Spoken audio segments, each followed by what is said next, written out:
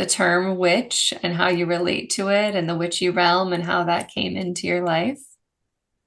Well, without a doubt, and I know that this is actually a very common experience amongst herbalists, which is that we were all very drawn to the figure of the,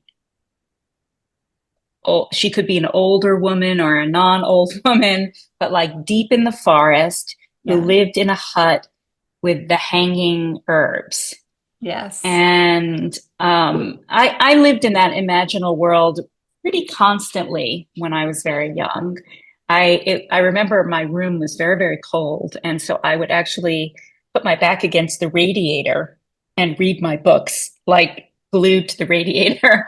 And I specifically remember a number of books where, well, there were like different kinds of witchiness. So there was that like woman in the woods where it was hanging herbs and this connection to the idea that herbs caused altered states.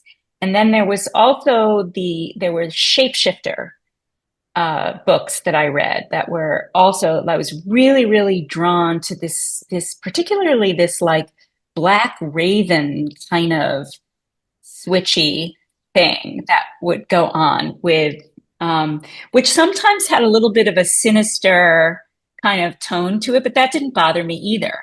You know, it was just the idea that because of those stories of shape shifting, you never quite looked at a bird or an animal without thinking of them as sentient.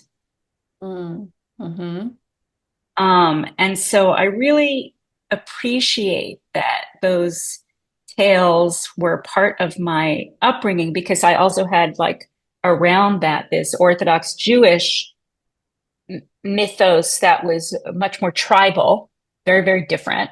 Hmm. I mean, there was still the emphasis on dreams and interpreting dreams, things like that, but way preferred these other stories. So then everything like, kind of goes into hiding, unless you have a certain kind of nurturance to where you're helped in keeping that part of yourself open. But that wasn't in my upbringing. And then in my early 20s, and I've talked about this before, um, I had a very unhappy medical experience. And I made the decision that I was going to take care of my own health